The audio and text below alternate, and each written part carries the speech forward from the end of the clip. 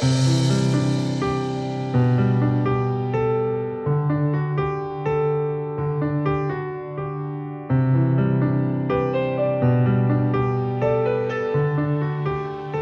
I'm Kathleen. I'm the living arrangements designer here at Rogers Gardens. Today I'm going to walk you through how to build a beautiful, inviting spring wreath.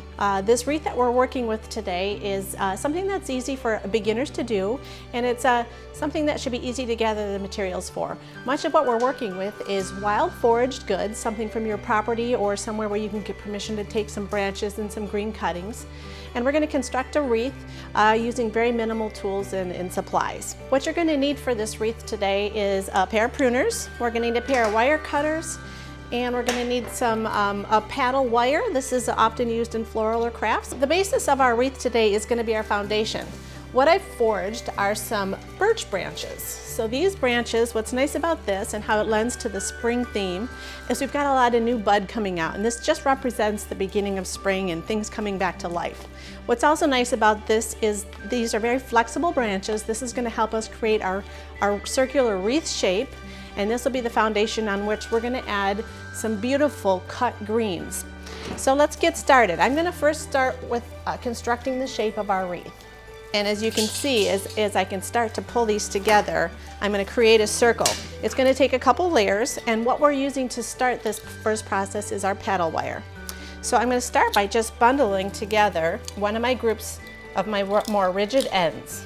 For the most part for this wreath, I'm going to always leave this wire intact, and I'm just going to keep working around the wreath. So what I'm going to do is just loosely, I don't want it too tight because I want some of these little branches to pop out, but I'm just going to work around with my paddle wire, and I'm going to just keep introducing new sections of these cut branches. So as I work around, I'm going to create enough of a piece that I can bring back together at the other end. The overall size of the wreath is completely up to you. Depends on what you might want to do with your wreath. Traditionally, people will hang a wreath on a front door. So if you've just got a standard sized front door, 18 to 24 inch size wreath is a good size to work with.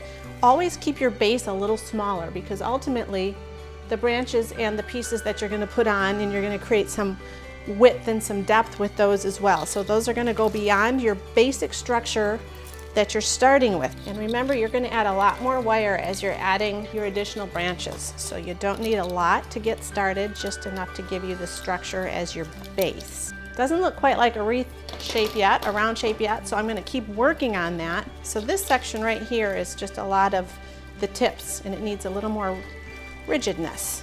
You want to make sure that it's strong enough to support the weight, and your wreath doesn't just start to pull and tug underneath the weight of the fresh greens. You want it to feel like it came from nature, and nature doesn't offer a lot of exact shapes and angles. That's what's so lovely about a wreath like this for beginners.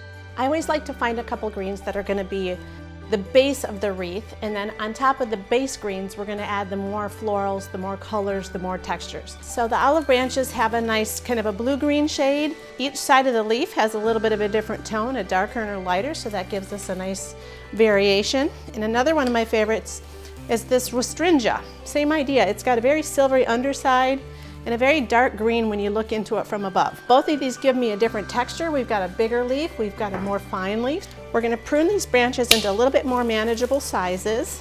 I like to get rid of some of this overly woody part and just deal with some of these finer tips. We like to do a little bit of clustering.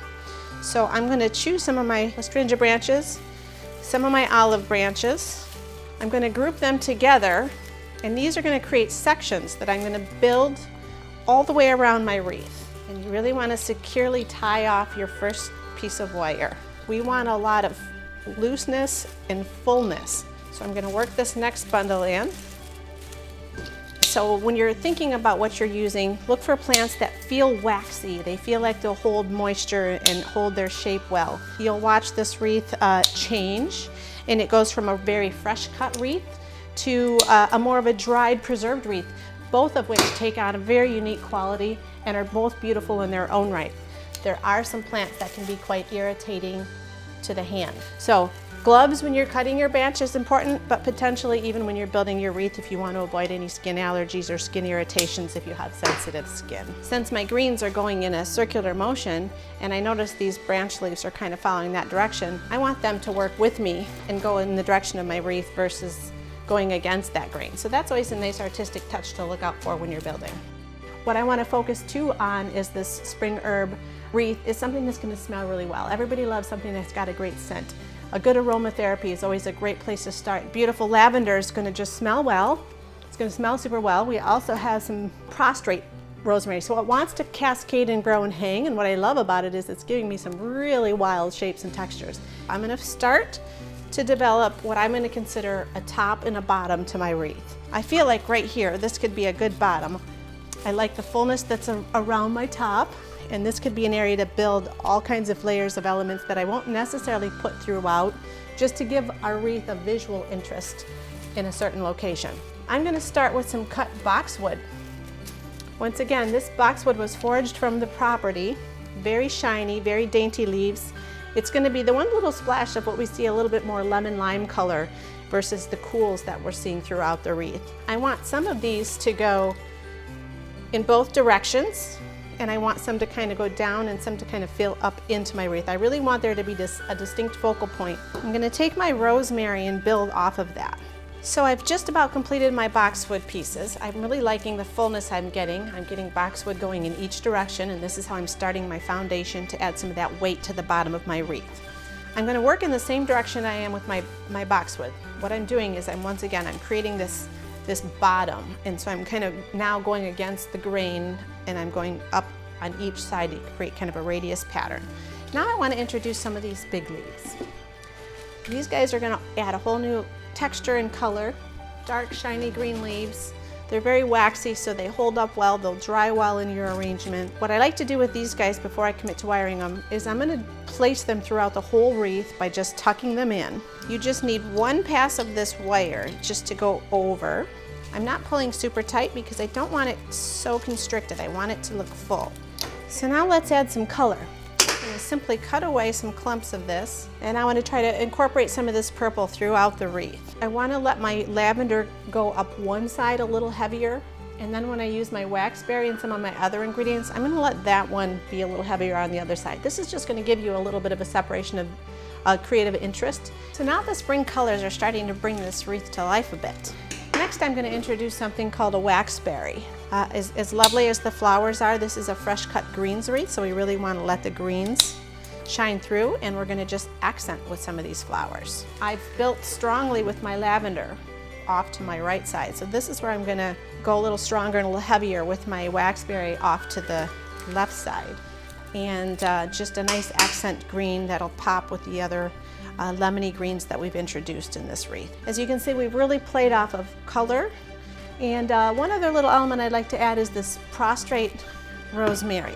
And to me, this is a great little backdrop to fill in empty little spaces after you've had a chance to step back and kind of look at the bigger picture. I happen to have some guests coming this weekend, so this is something I'd be very proud to be able to hang on the door. So to tie it up, you're going to cut your wire, find a place to tuck it in, and just really secure it tight. And so that completes our fresh cut greens spring wreath. Once again, very wild, very foraged, with all the textures and colors and scents. Rogers Gardens brings beauty into your home and garden. For more videos like this, subscribe to our YouTube channel or follow us on any of your favorite social media platforms.